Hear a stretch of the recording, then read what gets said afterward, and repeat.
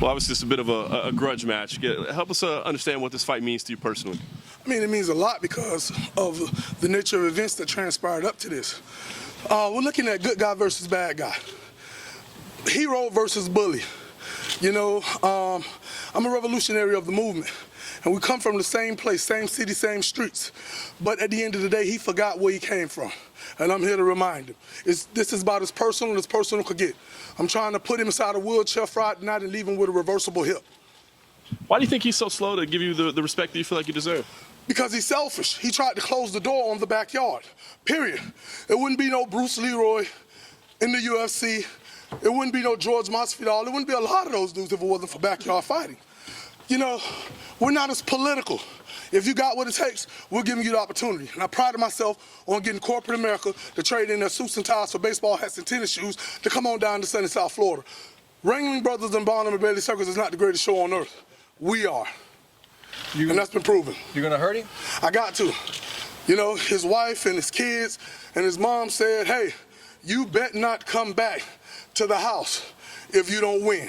So I guess he's about to be homeless. I don't know why they would ask him to do things that's out of his control. Dad, I'm from Miami, so is the title Mr. 305, the real Mr. 305 up for grabs? I mean, of course, you know, two things that this guy's gotten very accustomed to, that's getting knocked out and losing. You know, they say what they want to say about me. You know, I'm a slugger, I'm a brawler, and I'm coming inside there. You know, I just got my black belt, by the way. What is it in? It's in blunt force trauma. You know, everybody gonna earn their money come Friday night.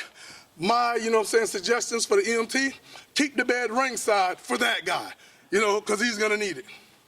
Was there any part of you, I mean, he got so much fame over the past couple of years. Was there any part of you that says, why him and not me? Negative, you know, because I'm not a selfish guy. I give out, you know, thousands of dollars worth of turkeys, toys, and school supplies. You know, I don't do it for the fortune or the fame. If you look at the documentary, you know, Dogfight, it states it all. I never kept a dime, you know. My whole reason for doing this is because I understand the individuals that are still inside my community. When individuals have 2 strikes and is a business off of me giving you 3, because they're building more and more jails, you know, before they will give you scholarship money to go to school. So it's a business inside of a business. And at the end of the day, certain things you don't get a second chance at. You step out of line, you're going to know because they're going to make it count. Dada, Kimbo came out and said that he thinks you're taking his style somewhat, the beard, the way you carry yourself. How do you respond to that? Well, you know, when you look at, you know, stereotypes, officers say all African Americans look alike, right? If you look at, you know, the demographics inside Perrine, that right there, you know, is the norm. Big black with beards. So at the end of the day, and I stated this before, you know, he didn't invent beards. He didn't invent, I have hair on my head, you know? His outfit, you know, is because he's going bald. And if I took his style, whose style did he take, Mr. T? You know? So one good turn deserves another, and at the end of the day, you know, it was like I was growing into who I was, and I told him, I stated to those haters, him and his puppet of a manager, Icy Mike, I said when I was loyal to them, I said, listen, you're going pro, right? Let me do the backyard. No, you can't do it, but you couldn't tell me why. And they told me to this day, Dada 5,000. After the last setup, because they're liars, and then they stated that they didn't have no footage of me fighting. See, another thing is I fought for those guys, and it was so destructive. Because when I'm inside that ring, it's nothing but pressure, you know, and I'm punching through what I need to punch through. There's no stopping.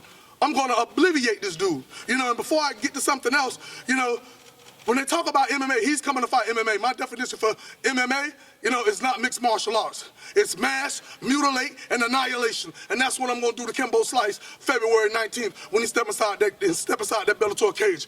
He's not as strong as me. He's not as smart as me. He's damaged goods. And I'm going to make him feel his age, 54, you know, when he step inside that cage. Also, they stated I was making the biggest mistake of my life.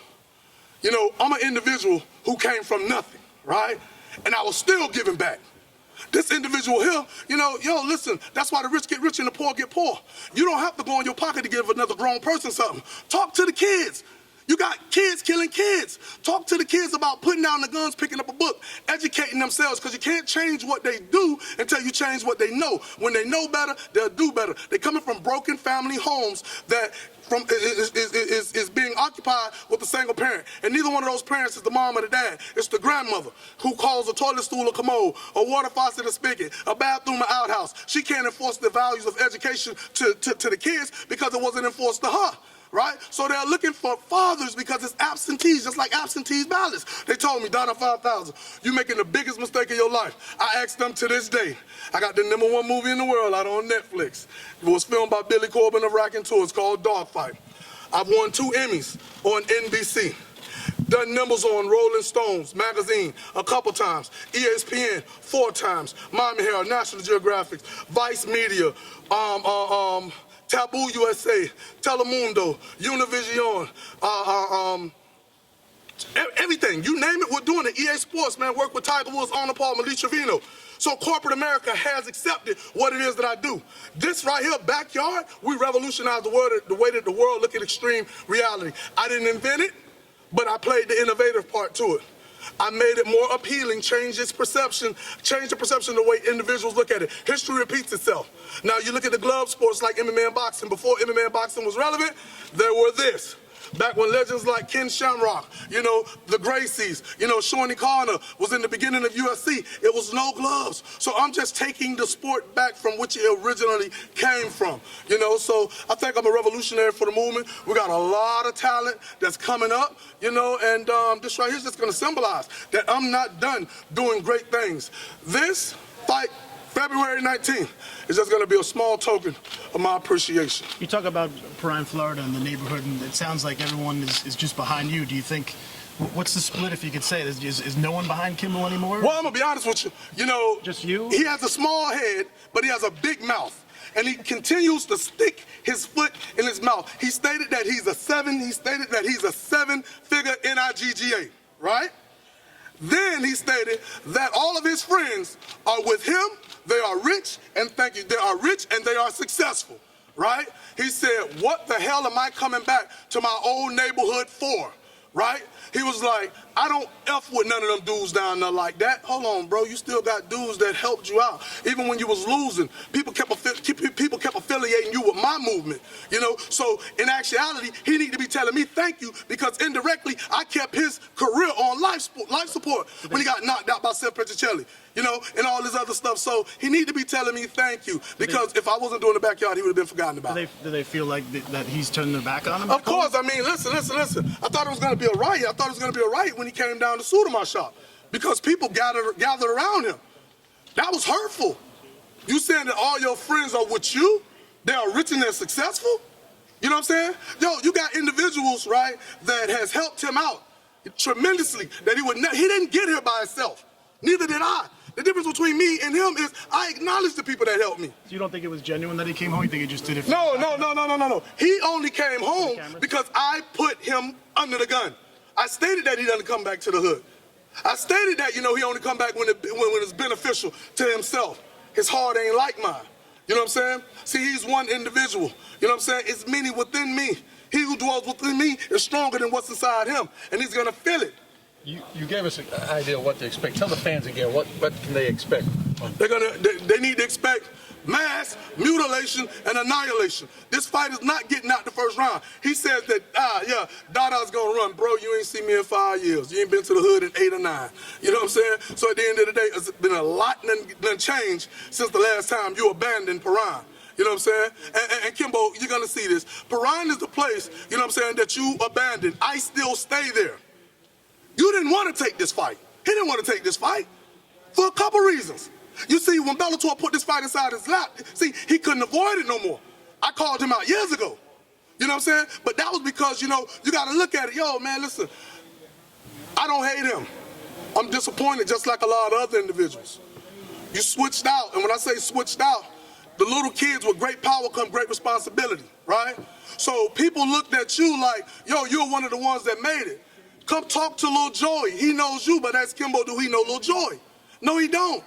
You know, no one is saying, listen, you could come back and do what I do. You know, man, give back, write out proposals, sponsorships. These individuals would love to actually, you know what I'm saying, contribute towards your cause. So he stated the other day, he said these words on the ESPN, on the Spike project that they just did. He said, this is the way that I'm giving back. What? You got your wife cooking for 20 porn stars. That works for your manager.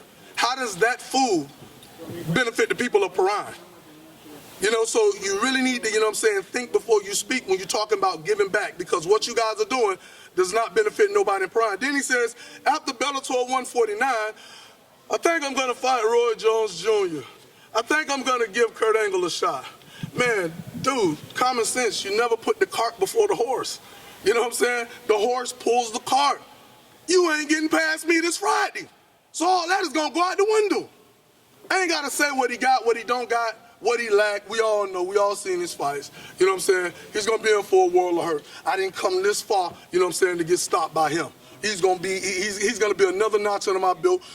Everybody that I fought, you know what I'm saying, even before it started getting recorded, you know, I done devoured him.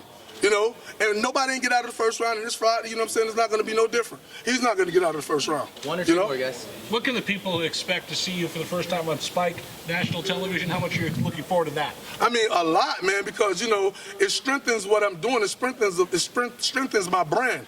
You know, I mean, I'm a pillar of strength inside my community. And to answer your question, everybody, you know, everybody, you know what I'm saying, who has understanding of what did you do for me lately, right? They know, well, Dada is there. I look around, he's there.